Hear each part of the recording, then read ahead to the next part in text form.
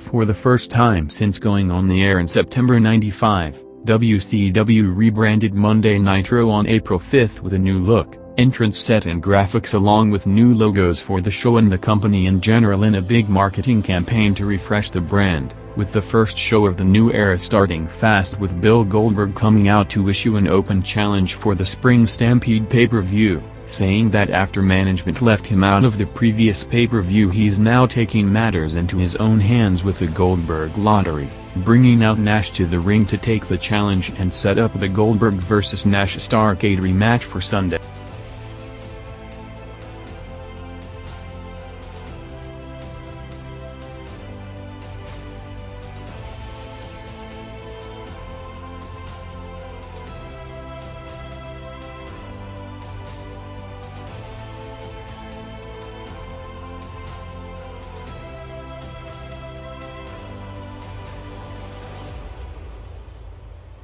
WCW ran an angle throughout the first hour with Flair telling Anderson to call Goldberg and Nash to his office, setting up Hogan seeing Nash talking to Flair to start tension between them with hints of the official end of the Wolfpack with each member left on the road now in separate singles programs.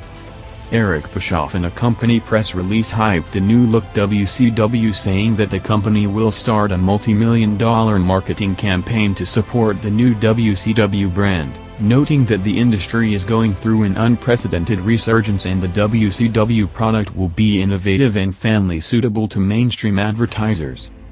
The final quarter of the first hour doing an hour-high 5 rating, saw Ric Flair coming out for a promo saying that he's taking away Hogan's shot at the pay-per-view and instead will face him for the title tonight, as Hogan ran out hyping his title shot against Flair, who responded saying that tonight is Hogan's last ever chance as he's not giving him another shot, bringing out Dallas Page and Goldberg to set up a big 4-way title match for the main event, with the segment ending seconds from 9 p.m.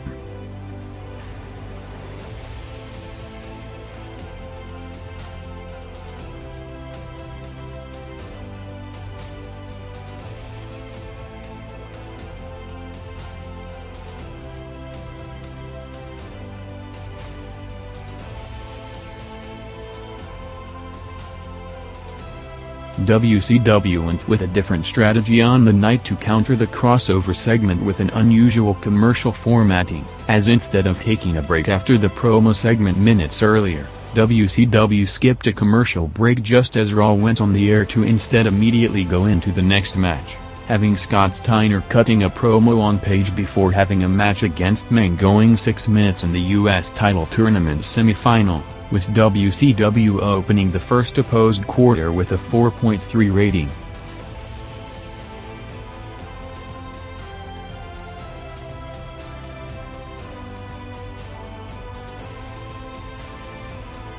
After the biggest month in company history in March 1999, Raw started April looking to maintain the record numbers of the last few weeks with the follow-up of the Rock Austin and McMahon Undertaker wrangles, opening the show with a tag titles match set up last night on Heat with Owen and Jarrett defending the belts against Kane and X-Pac, ending with Kane and X-Pac winning the titles to a massive reaction, followed by Shane entering Vince's office to target Austin and Wight for tonight, with Vince having no interest to put Shane in charge of the show, in another hint of the Shane and Vince turn with McMahon focusing on Stephanie instead of business.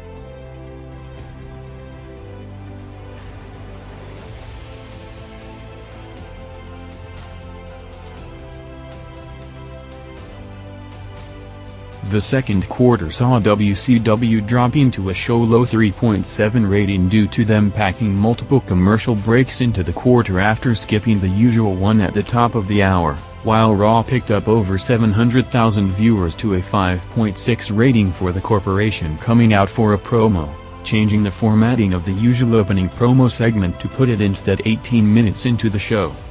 Shane hyped the new and improved corporation booking Rock and Triple H against Paul Wight in a handicap match for the main event, while putting a picture of Austin's smoking skull belt on the big screen for the rest of the night.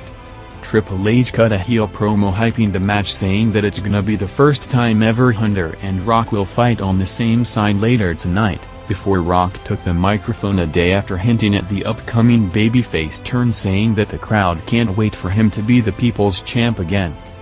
Rock didn't acknowledge Hunter at all when hyping the main event, instead cutting a promo on Wight, with Rock in an interview a few weeks later saying that they will never be on the same side as Hunter is not in Rock's league, and looking to get the rub from standing next to him, which won't last much longer.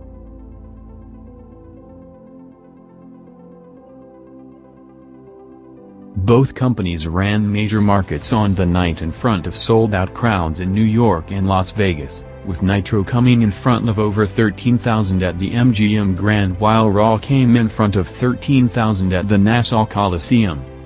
Next on Nitro was the in-ring return of Jim Duggan after recovering from illness announced last year, while Raw entered the 6 rating range for the first time on the night, with the Ministry interrupting an Ivory Tory brawl, with Taker coming out to send a message to McMahon, coming after a sit-down interview last night on Heat where Vince referred to Taker by his real name Mark, who started to believe his own gimmick, with Taker telling McMahon that tonight there would be a sacrifice of a woman that will join the corporation, setting Vince off with him ordering Patterson and Briscoe to get him more security.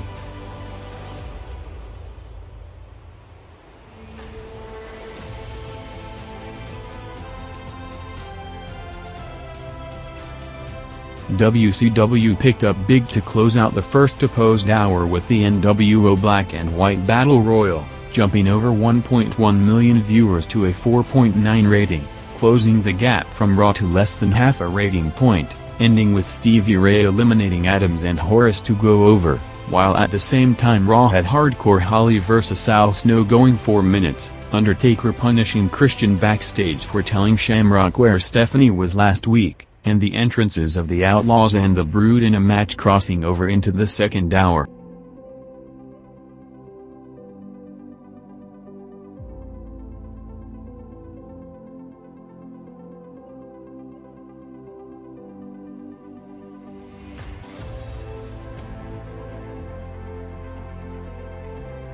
Nitro opened its third hour with a Raven and Perry Saturn vs Rey Mysterio and Billy Kidman tag titles match going 10 minutes, with Ray and Kidman retaining after interferences from Malenko and Benoit, along with the entrances of Jericho and Booker for the match coming next, with Nitro's 10 to 11 hour in general drawing WCW's highest opposed hour in more than a month with a 4.5 overall.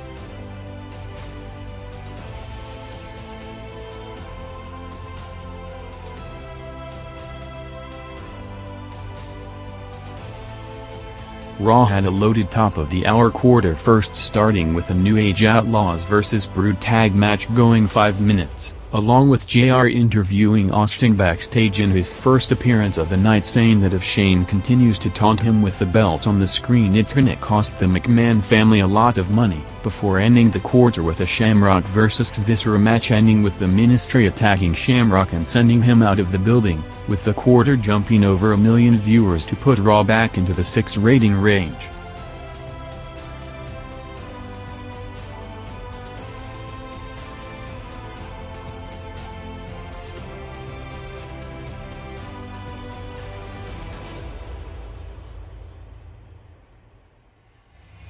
WCW maintained a 4.3 rating, having Booker vs Jericho going 4 minutes in the U.S. title tournament, setting up Scott Steiner vs Booker in the final on the pay-per-view, while at the same time Raw had Mankind vs Val Venis, with Mick Foley coming out to a massive ovation from the hometown New York crowd, going 5 minutes against Val to a 5.9 rating. After the last few months of Vince McMahon going after the media for editing his interviews to push their agendas, Michael Cole during the match told viewers to go to the company website for the full unedited Vince interviews done during the week, with the highest profile piece airing on Tuesday with a 1-hour special on ESPN covering the peaking industry, featuring every top name in both companies interviewed on the show on a number of controversial subjects, including the edgy content of the programs and drug use in the business, with Vince continuing to aggressively go after the interviewer, saying that over 70% of their viewers are over 18 years old, including laughing in the interviewer's face when shown footage of the Mark Henry China skit from January.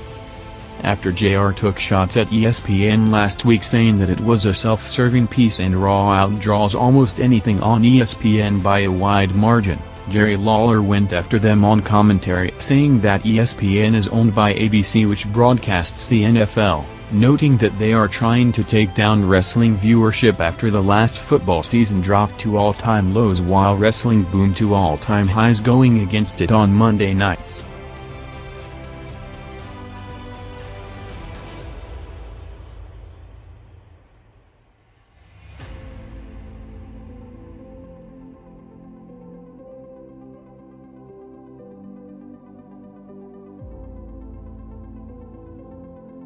Raw's peak quarter of the night came between 10:15 to 10:30, featuring a Godfather vs. Goldust IC title match in one of the biggest angles of the night, coming moments after it, as after building it in the last hour with Vince ordering to bring in more security, the lights went out in the McMahon's room with Vince screaming for Stephanie, giving the notion that Taker got her for the promised sacrifice angle hyped in his earlier promo. The Ministry came out to put her on a symbol, ending up with it being Ryan Shamrock as a message from Taker to McMahon while building the upcoming Taker vs. Shamrock match, with the segment jumping over 1 million viewers to the highest rated quarter of the night 6.7 rating, along with the biggest margin of the night from WCW with 2.9 rating points separating the shows during the quarter.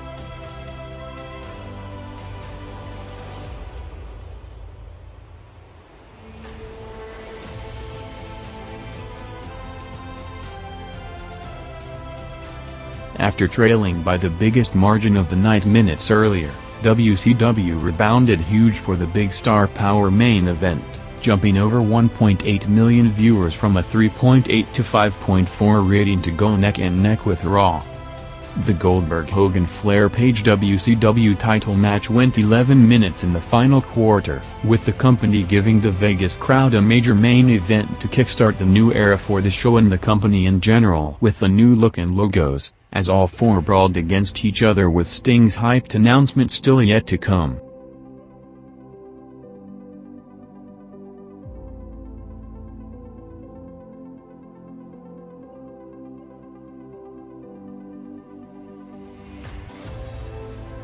Raw's final quarter started with a commercial break after the Taker-McMahon angle, with Shane coming out moments later for the main event introduction, bringing out Triple H and Rock, with Rock cutting a pre-match promo on Paul Wight, calling him out with the Nassau Coliseum crowd singing along with every word, including repeating Rock's sing-along line when telling them not to repeat his catchphrases, with Rock's babyface turn now inevitable with the crowds on TV and on the road making it impossible for him to remain a heel. The Backlash pay-per-view would see a change in plans as the blow-off match for the Rock-Austin feud instead of it continuing into the summer like originally planned, with the company looking to capitalize on one more major match between them in the rematch of a record pay-per-view at WrestleMania before both would go head-to-head as the top two babyfaces in the company.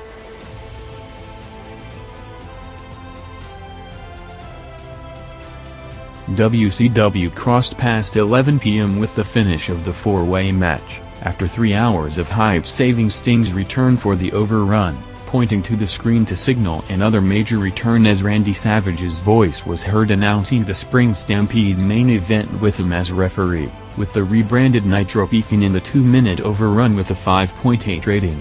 At the same time, Raw had the finish of the Rock and Hunter vs. Big Show handicap match, along with the post-match angle of Steve Austin running out for the save to go after Rock and the belt, going 5 minutes in the overrun, including 3 minutes unopposed to jump over 1.8 million viewers to a peak 7.2 rating, ending up with Austin and Wight taking down the TitanTron to close the show, as the new-look WCW rebounded to its highest rating in almost a month to close the gap with a 4.3 rating, with Raw following the huge numbers for the road to WrestleMania 15. Maintaining its lead with a 5.8.